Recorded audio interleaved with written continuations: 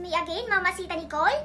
So today guys, may gagawin tayo. Ano nga ba ang gagawin natin? Ang gagawin natin ay maglipat. Ano nga bang ilipat natin? Tao, hayop, bagay? Hindi po hayop. Ang ano po natin, ang kategory ay isa po siyang plants. Oo. Ang pangalan po niya ay isang money tree. Oo. Ito na siya guys. Kailangan natin siya ilipat. Bakit? Maliit na po yung lalagyan niya. Yung pot niya is maliit na. At saka ang puno naman ay lumalaki. Lalong tumatagal, lalong lumalaki. Kaya alagaan po natin yan. So anyway, ilipat natin siya sa malaking pot. Kasi, parang may space. Oo. Katulad ng X, may space. Ganun. So ano pang hinihintay natin guys? Tara, arat na! So ayan guys, nandito na tayo sa labas. So first, ang gagawin natin is magsuot tayo ng gloves. Ito siya.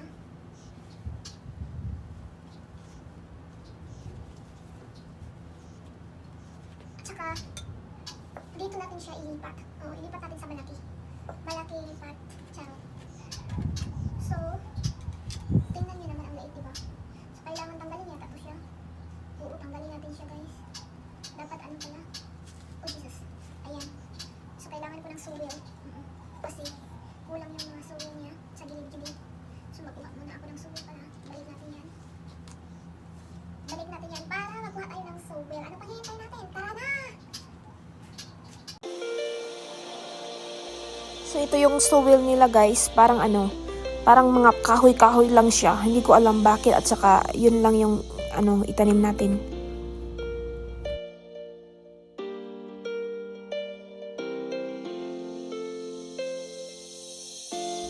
So ayan guys, mag-umpisa na tayo. Lagyan na natin yung pot ng suwel every side. First tanggalin muna natin to. Ilagay natin sa malaking pot. At ilagay na natin yung suwel sa every side niya. Para straight talaga siya. Maganda yung straight guys. Para diretso.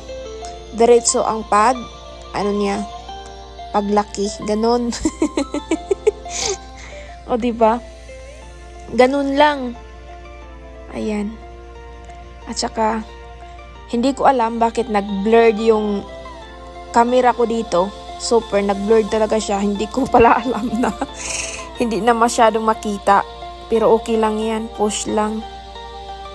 Ayan. At saka kailangan natin idiin yung suwel sa itaas para talaga siya, may laman doon na lahat na lagyan ng suwel. Ayan. Sige pa. At saka of course, after this, lagyan natin ng water. Yes, tubig. Para masigla yung natin. Money tree. Para malakas.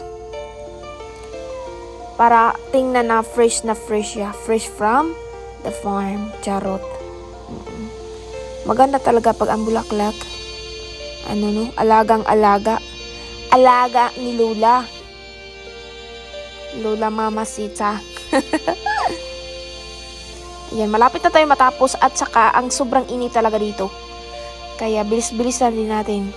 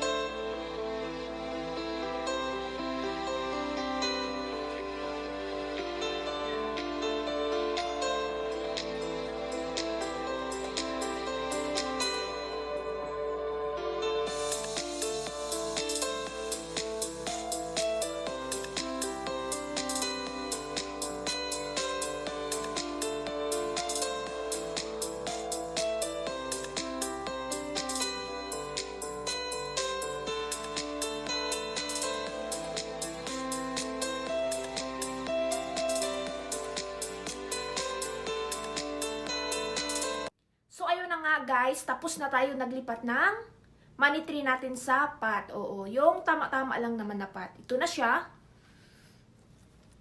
Ayan, di ba maganda? Maganda siya kasi yung sa itaas is malaki at saka malaki din yung sa ibaba. Oo. Mas maganda talaga kapag pantay. Oo. Maganda tingnan. Ganun. Oo. So, binilisan ko talaga guys kasi super init dito. Super. Ang hapdi sa skin. Oo. So, anyway guys, I hope na nag-enjoy kayo sa video ko. Thanks for watching and like and subscribe. Don't forget to hit the notification bell so you're always updated for my new video. Bye guys. God bless.